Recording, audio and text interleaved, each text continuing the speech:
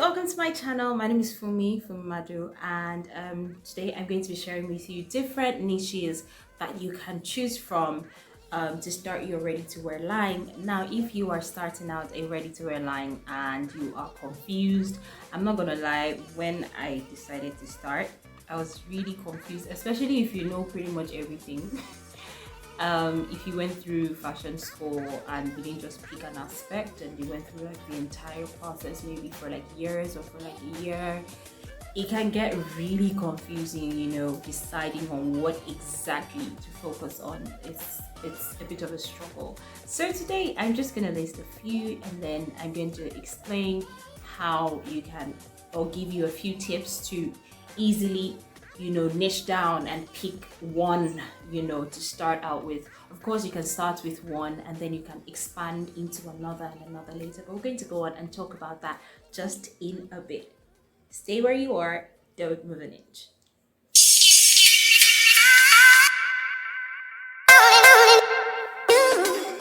All right, guys, welcome back. So like I said, I'm going to be mentioning different fashion niches. I'm not going to make it too wide so you're not more confused. And here's the thing, mentioning these things doesn't mean I'm saying anything that's necessarily new to you, but it's just to refresh your mind and realign your mind to really picking something that works out for you. So as you know, we have men's wear, we have women's wear, and if I were to put an organogram on the screen right now, we'd have, under both we have street fashion, you have bridals, you have urban fashion, we have Afrocentric fashion, and which is doing really well. We have what I call urban fashion, and there's a host of others like that. But basically, if you want to pick like a niche, you need to look at these aspects first, and put them on one side. Now, another set of categorizations I would like you to look at would be, okay, high end, low end, middle end. High end would be luxury, and then if you're saying luxury, are you doing couture or you're just doing like luxury pieces, maybe based on your brand, because you know that you have that standing and that network to start and sustain a luxury brand and actually make sales. Are you doing, an average, middle-end brand, one that the average person can afford? If you're in Nigeria, so that would mean that you're selling things that are like, 15,000, 20,000, 10,000. Yeah, I think those are a bit on the average and they're like the safe zone. Yeah. And then the low end, I've seen dresses that are 5,000 naira. I've seen dresses that are 4,000 naira. And people who do low end mostly mass produce because their profit really is in the units, and they are able to also do low end because they mostly buy, fabrics and all the things they have to use. They mostly buy them in bulk. So that makes them get them, a lot cheaper, and doing that, just makes them able to, they have to sell off, really quickly, and then, they kind of like streamline to that minimum amount to sell. So even if it's 1,000 naira profit, even if it's 500, 100 naira profit, their calculation or their estimation is usually that, okay, if I sell 1,000 pieces of this design and I can make 1,000 naira profit on each, I would make about 1,000,000 naira. So yeah, so another thing I think you should also look at is in deciding what niche you want to settle for is understanding what it takes to produce what kind of niche. Okay, what kind of fashion business are you starting? Are you private labeling? People do that on code in Nigeria. I mean, people do that, and it's not something that they say. But private labeling is basically having other people's products and maybe import from like China, and then just have your own label on it, which sounds pretty simple and life relieving. That is one, if that's what works for you. Like, there's some people who have mastered the art of like importing stuff. Even though I always, I am all for buying Nigeria, I'm all for, producing here in Nigeria, because that way you're empowering more people and you're providing jobs, and I'm all for that, and I do that. So I produce here and I do my things. But if private labeling is what works for you, you probably don't know how to sew anything, you don't know anything about pattern drafting, you don't know anything about sewing clothes, but you're so good at like importing things. You are the 1688 guru, you're the Alibaba guru. Hey, why not try out private labeling, right? So if that's what you want to do, if that's what works for you, that's one way to go, to think about. And then if it's drop shipping that you want to do, for you, you probably just want to own a boutique, and it's ready to wear pieces. I remember growing up, we used to call them ready-made clothes. Yeah, so ready-made clothes, you basically just have access to everything. You don't want to stress. It's still ready to wear. It's ready to wear pieces that you are buying as people pay for them. So is that what you want to do? Is that what's going to work for you? Also, are you actually going to be a fashion designer where you have your own designs and you basically just produce them? You probably either have your tailors or you're working with manufacturers. What is the production mechanism that is going to work for you? How are you getting your goods? How are you getting your ready-to-wear pieces is my point here.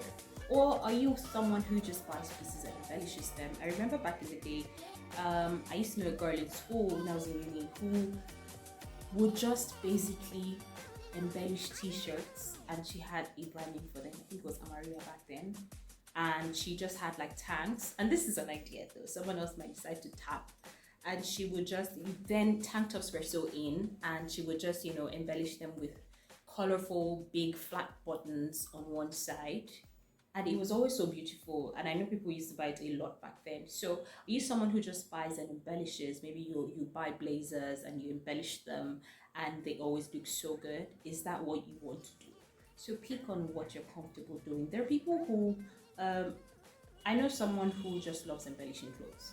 Like, she's always like, make things, I want to embellish them for you. She tells me that. So my point is, what works for you? Because if you start out with something that is not going to work for you and you pick a niche based on the fact that you feel, oh, this niche is making all the money, it's important to note that it's making money, yeah? Or if you just pick it, you get frustrated, you burn out, and you won't sustain the business. Within 3 months, you're done. Like, you're just going to stroll out of it frustrated, and you'd have wasted a lot of money. So this is me helping you save money. Like, pick what works for you. The fact that everybody is sewing clothes or going to fashion school or doing all of that does not mean that that's your path. Find what's the easiest way to acquire products for yourself if you want to own a brand, and just do it. Right? Yeah, my 2 cents. So now that you have decided what means of getting products really works for you, the next thing to do now is to now pick, I'm doing private labeling. Now from the store, you're going to be acquiring your products or the vendors you trust most. And so far, what have been the highest selling class of products? So have they been maybe active wear, for example? Have they been like bodycon dresses? Have they been like workout gears and things like that? Has it just been bridals? Has it been like dinner dresses? So think and pick what you're sure will not mess you up, basically, is what I'm saying. Right, so based on that, pick. If it's that you're working with a manufacturer, I feel every manufacturing company or every manufacturer, even if it's just a tailor that makes those things for you, and it's not a tailor that you hired personally, it's some company, garment factory, they always have their strengths. So try to find out what their strengths are. If you now know this is the source of what I want to get, try to find out their strengths. Because here's the thing, if you're giving them things that are not their strength, the truth is they need the money, they want the money, so they're going to take the job. However, you would never compare the finishing and the detailing on what they are quite comfortable producing to what you're giving them. So think around that and then be creative. Okay, then challenge them based on that. So whatever factory you're working with, and even if you have your own tailors that you've employed and you have your own machines and you have your own factory, think, what can my people really produce? It gives you less stress, you shout less, you get angry less. Factories can really frustrate you. So and even if you're not using factories, even if you're just producing somewhere here, they can really frustrate you. So be sure that you're giving them something that they're actually good at. Yeah. um Fashion designing, in that case, you are really designing your own designs. And so if you're hiring a tailor, I would advise you hire your own tailors for that. Except if you're doing things like maybe t-shirts or just shirts. If you're a fashion designer and you're making like really ladylike pieces and that are really unique and all of that, I advise that you hire your own tailors, or you have one tailor that you really, really trust. Now, working with that tailor, you have to kind of groom them to understand your thinking, because you need to set your own standards in terms of finishing. So in terms of the kind of fabrics that you use to line your garments, do you use suit lining for all your garments? Do you use dollface for all your garments? So what do you use muslin to line all your garments? So they need to understand your thinking, so that over time they can just do things almost unsupervised. So that's the point with them. Yeah, and also for the relationship to work better, understand their strengths as well. As much as you try to build their strengths in other things, still understand their strengths. If this tailor is better with dresses, please let him do dresses. If this person is better with just joining, please let him just join. If this one is just a pattern drafter and is really good at it, let him do what he's good at. Yes, challenge them, but challenge them around their strengths. It's like, saying, oh, a fish can be very active, and then putting it on land and expecting it to thrive. No, it would die, right? And then you'll have misunderstandings. So that's my point. Yes. Moving on from that, if you're just going to be embellishing, it is a time-consuming assignment. It's a time-consuming job, and so I would recommend that you don't do it on your own, except if what you're doing is like really limited edition, and when you make it, you're sure that someone would buy it, and then you can put a premium on it simply because they won't find it anywhere else. So that's that. But if you want to keep making regular sales and you don't want to burn out, I recommend you hire people, or you find people. If you live in Lagos, Nigeria, go to Yaba, go to Tejo, go into the complex, find people who embellish things, and understand the kind of embellishments they do, if it's the kind of embellishment you do, so that if there are just aspects that they can do for you, just outsource so you don't burn out, so you can also focus on the business, because the thing with embellishing is, if you're not careful, you're just going to sit down and be tacking on stones and sequins and tambour begging every day. It's really time consuming, so you need to kind of like pick one or just strike a balance. Okay. Now, deciding whether you want to do high-end, middle-end, or low-end, you still have to understand the market. Like, are you planning to sell to the people around you? Are there people around you that you're sure would always like patronize you? And if it's that, I think those people most times are fine with the middle end, because their mindset, and that also is dependent on your strategy, and we'll go to that another day. But their mindset is to support your business, either because it's your business, or because it's a black-owned business, or because it's a woman's own business, and oh yeah, we like the way she's pushing it and she's doing her thing legit, and we just like and we want to support. So in that case, you just want to do middle end, okay, so that they can keep buying and you can retain them, and then your customer service will do the rest for you. Customer service and the quality of your product is just going to do the rest for you. Low end, do you want to mass produce? Do you have the capacity? Do you have the finance to mass produce? Because that's the only way you're really making any good money from low end. If you're not mass producing, then it means that you're probably dropshipping, because you need volume. So think about it this way. For the person selling a luxury line, the person can make 50K. I mean, someone selling wedding dresses can make 10,000 naira, 20,000 naira, 30,000 naira, even 100,000 naira in profit, or even more on one dress, depending on whether it's a high-end wedding dress, middle-end wedding dress, or high-end wedding dress.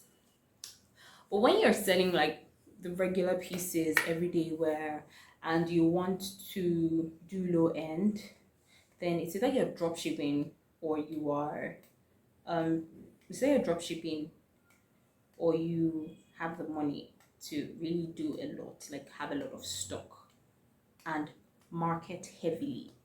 So marketing heavily can be you positioning yourself in a marketplace where people come in quite often, or marketing online, like heavy digital marketing to make sure that all these pieces go. So look at it this way, making 100 naira from a million people, that's 100 million naira. However, if you were doing low end, average end, if you had maybe to make like 5,000 naira profit on a piece, 2,000 naira profit on a piece, you might not sell as much in terms of quality. You might not sell as much in terms of quantity. So this is what I mean. So basically, find what works for you. I hope these things I've said would be able to help you as you take that decision to start out your ready-to-wear line. My job here is to create ease for you, and thank you so much for being on the show today. I'm going to join you guys again next week, same day, and it's 5.